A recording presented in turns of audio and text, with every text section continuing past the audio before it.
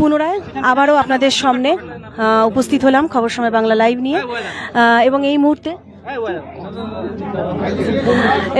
এই মুহূর্তে বিরোধী দলনেতা বেরিয়ে আসছেন, তার সঙ্গে রয়েছেন দার্জিলিং জেলার সাংসদ রাজু বিস্তা। আমরা চেষ্টা করব একবার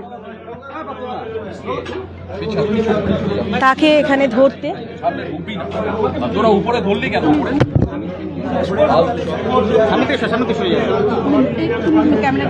আমি দিকে করলে হবে না বাবা।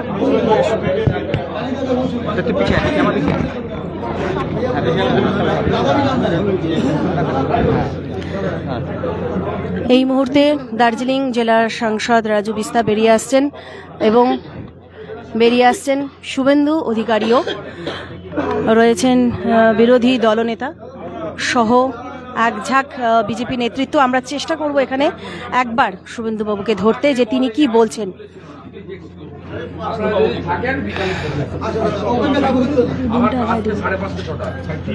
আমি এখান থেকে বীরপাড়া যাব, রাজুদা প্লিজ কাটা দাও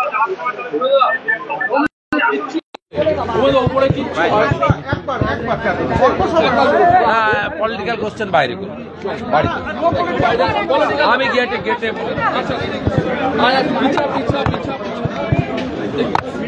কোনো পলিটিক্যাল প্রশ্ন হয় না। আমি এখানে আছি।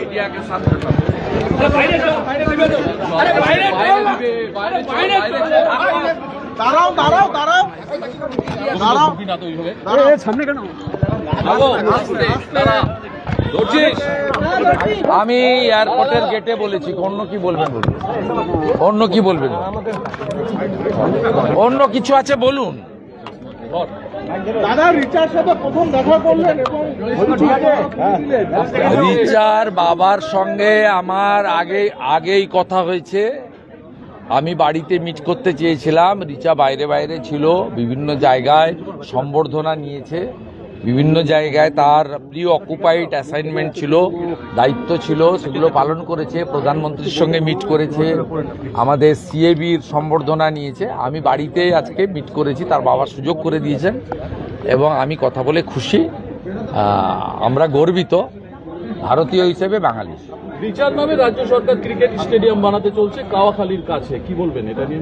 করলে ভালো, এই সরকারের তো আয়ু বেশি দিন নেই। এই সরকার 15 বছর ধরে রাজত্বে কোথায় কটা স্টেডিয়াম বানিয়েছে আমার অন্তত জানা নেই।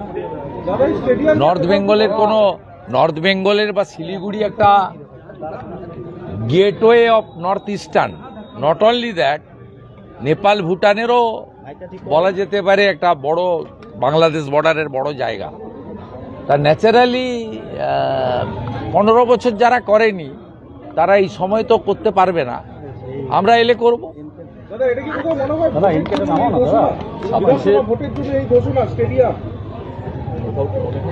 হতে পারে, রাজনৈতিক লোকরা রাজনৈতিক হিসাব করে। আজ আপনার মুখে লক্ষ্মীর মেয়ে কথাটি শোনা গেল, কি বলবেন? সোনার মেয়ে লক্ষ্মীও বটে, কারণ ও যখন আপ্যায়নের ক্ষেত্রে ওর বাবাকে মাকে বলছিল যে আগে চা দেওয়া উচিত পরে মিষ্টি, চা মিষ্টিটা একসঙ্গে ঠিক হচ্ছে না কম্বিনেশনটা, সেক্ষেত্রে বোঝা যায় যে আমাদের ইনি সোনার মেয়ে শুধু নয়, লক্ষ্মী মেয়ে বটে। এবং ও নিজে বলেছে আমি রান্নাও জানি। এগুলো তো বলার কিছু নেই, কিন্তু আমরা এনকারেজ করার জন্য সোনার মেয়েকে সোনাই দিয়েছি, ভারতবর্ষের রূপোর মানচিত্র দিয়েছি, আর একটি এনজিও থেকে একটা চেক আমার হাত দিয়ে ওরা পাঠিয়েছিল, আমি ব্যক্তিগতভাবে দিইনি, এনজিও খোলা হওয়া একটা 5 লাখ টাকার চেক দিয়েছিল টোকেন, ওর যাতে আরো বেশি করে কাজকর্ম করতে পারে। জাস্ট এনকারেজিং, পাবলিসিটির জন্য নয়। আমাদের দেখা করা এবং খাবার দেওয়া, মিষ্টি খাওয়া, এটাই ছিল মূল বিষয়, বাকিগুলো সেকেন্ডারি। আপনি বলতে চাইলেন, বললাম। সোনার মেয়েকে সোনা ছাড়া কি দেখা করা যায়? দাদা, শিলিগুড়িতে মহিলাদের প্র্যাকটিসের জন্য কোনো রকম স্টেডিয়াম নেই। শিলিগুড়িতে মহিলাদের প্র্যাকটিস, ওটা উত্তরবঙ্গই অবহেলিত। উত্তরবঙ্গ থেকে পরিযায়ী শ্রমিক বেশি, উত্তরবঙ্গে চা বাগান বেশি বন্ধ হয়েছে, উত্তরবঙ্গে বালি পাথর গাছ বেশি পাচার হচ্ছে, নদীগুলোর অস্তিত্ব উত্তরবঙ্গে শেষ করে দেওয়া হয়েছে, উত্তরবঙ্গের হসপিটালগুলোর বেহাল অবস্থা। নেওটিয়াতে কজন যেতে পারে, কার টাকা আছে? মালদা থেকে আলিপুরদুয়ার একটা নিউরো সার্জন পাবেন না। উত্তরবঙ্গে কি পেয়েছেন? কিছুই পাননি আপনারা। হাসিমারা এয়ারপোর্ট করতে চায়, আর্মি এনওসি দিয়েছে, 25 একর জমি দেবে না রাজ্য সরকার। বাগডোগরা এয়ারপোর্টকে এক্সপ্যান্ড করতে চায়, জমি দেবে না। এইমস করতে চায় কেন্দ্র সরকার, জমি দেবে না। ওর কোনো খরচ নেই। হাসিমারা এয়ারপোর্টের জন্য 25 একর জমি চায়, ভারত সরকার টাকা দিতে চায়। আলিপুরদুয়ার কোচবিহারের লোকের, ভুটানের লোকেদের কত অসুবিধা হয়, আসামের লোকেদের হাসিমারা হলে, দেবে না জমি।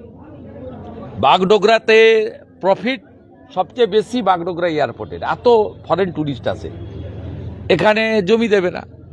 এইমস দরকার, হ্যাঁ কি না বলুন? আপনার এইমস দরকার কিনা আপনি বলুন, দেবে না। অতএব এই সরকারের অ্যাটিচিউড উত্তরবঙ্গের ক্ষেত্রে অত্যন্ত নেগেটিভ। মুখ্যমন্ত্রী কার্যত এখানে বেড়াতে আসেন, টাইগার হিল থেকে, সেবক রোড থেকে, গজলডোবা থেকে, আপনার উত্তরকন্যার পাশে যে প্রাসাদ, 40 কোটি 50 কোটি 70 কোটি টাকা করে একটা প্রাসাদ দিয়ে রেখেছে, চাবিগুলো নবান্নতে থাকে। মুখ্যমন্ত্রী ছাড়া আর কেউ ব্যবহার করতে পারে না। এমনকি মুখ্য সচিব, আধিকারিক, মন্ত্রী, আমাদের কথা ছেড়ে দেন, আমরা চাইও না, ওদের কাছে কেউ ব্যবহার করতে পারেন না। সাধারণ মানুষ, ফরেন ডিগনিটারি, যে চাবিগুলো থাকে মানে গৌতম সান্যালের কাছে, আপনি ভাবতে পারেন কোন মানসিকতা। আর মুখ্যমন্ত্রী এখানে আসেন সন্ধ্যার পরে লুকিয়ে লুকিয়ে ভালো ভালো রেস্টুরেন্ট যেগুলো আছে সেখানে গিয়ে বরুলি মাছ খান। দীঘায় জগন্নাথ মন্দির, তারপর শিলিগুড়িতে মহাকাল মন্দিরের ঘোষণা মুখ্যমন্ত্রী, এবং যে জমিতে হবে এই চশমা বাংলা লিঙ্কে কমিশনে আরো কড়া বলে মনে হচ্ছে আপনারা বলেন। যেই জমি নিয়ে বিতর্ক রয়েছে মহাকাল মন্দির, যেই জমিতে মুখ্যমন্ত্রী চাইছে শিলিগুড়িতে মহাকাল মন্দির তৈরি হবে। সরকারি টাকায় মন্দির কেউ হয়, হিন্দুরা চায় না। আমরা রাম মন্দির বানিয়েছি হিন্দুদের টাকায়, সরকারি টাকায় মন্দির হয় না। আর এইভাবে হিন্দু ধর্মকে অপব্যবহারও করা যায় না। আর মমতা ব্যানার্জি হিন্দু বিরোধী, প্রত্যেকটা হিন্দু জানে। তিনি হিন্দু ধর্মকে গন্ধা বলেছিলেন, মহাকুম্ভকে মৃত্যু কুম্ভ বলেছিলেন। রাম মন্দির উদ্বোধনের দিন তিনি একমাত্র রাজনৈতিক নেত্রী যিনি মিছিল করেছিলেন রাম মন্দিরের বিরুদ্ধে। ন্যাচারালি এসব করে হিন্দুদের টুপি পরানো যাবে না, এসব কোনো লাভও হবে না। এখানে একাধিক মন্দির তৈরি হয়েছে হিন্দুদের নিধি দিয়ে। এখানে বালাজির নতুন করে মাটিগাড়াতে একটা বড় মন্দির তৈরি হচ্ছে, সেটাও হিন্দুরা সংগৃহীত অর্থে। অতএব নতুন করে ভোটের আগে ঢপবাজি মারলেও এখানকার লোক জানে যে মমতা বন্দ্যোপাধ্যায় আদ্যপান্ত হিন্দু বিরোধী, উত্তরবঙ্গ বিরোধী। তার আমলে কাজ পাওয়া যায় না। অর্থাৎ এখানকার লোক 2014 সাল থেকেই বিজেপিকে ভোট দিচ্ছে, 2019-এ বেশি করে দিয়েছে, 2024-এও দিয়েছে। আগামী দিনে এই এলাকায় ভারতীয় জনতা পার্টি শতকরা 80% ভোট পেয়ে নির্বাচিত হবে, এবং ভারতীয় জনতা পার্টির সরকার এলে আমরা উত্তরবঙ্গের উন্নয়নে অগ্রাধিকার দেব।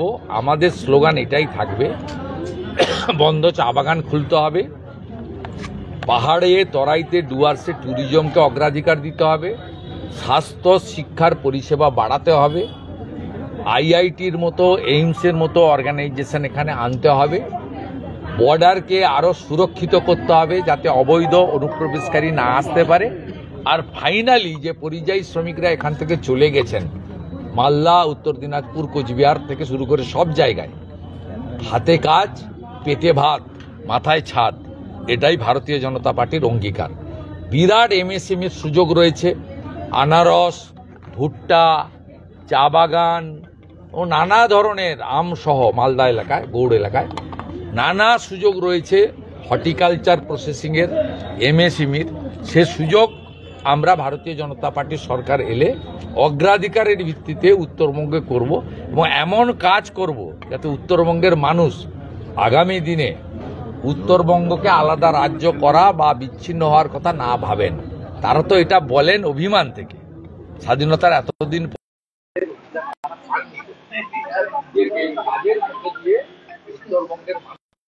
দক্ষিণবঙ্গের সঙ্গে কলকাতার সঙ্গে আরো সম্পৃক্ত করবে, দৃঢ় করবে, এই বিশ্বাস আপনারা রাখতে পারেন। প্রায় 3,500 কোটি টাকা ব্যয় করতে চলছে রাজ্য সরকার। ক্ষুদ্র এবং কুটির শিল্প নিয়ে যেটা শিল্প বৈঠকে বলছে।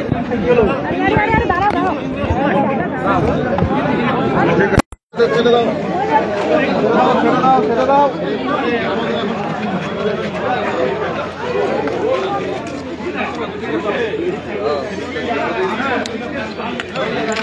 তো কি বললেন শুভেন্দু অধিকারী, বিরোধী দলনেতা শুভেন্দু অধিকারী, আমরা শুনে নিলাম। এবং তিনি এটাই জানালেন যে ভোটের যে নির্বাচন, অর্থাৎ আগামী যে নির্বাচন, সেই নির্বাচনে যদি এখানে বিজেপি পুরোপুরি জায়গা করে নিতে পারেন, তারপরে তিনি কি কি করতে চলেছেন তারই অঙ্গীকার দিয়ে গেলেন রিচা ঘোষের বাড়ি থেকে। তাই কোথাও না কোথাও রাজনৈতিক একটা সৌজন্য সাক্ষাৎ ছিল এটি, এমনটা বললে হয়তোবা ভুল হবে না। তো রিচা ঘোষের বাড়ি থেকে এতক্ষণ ছিলাম আমি সৌমি। নানান আপডেটের সঙ্গে নিশ্চয়ই আবারও আপনাদের সঙ্গে হাজির থাকছি। ধন্যবাদ।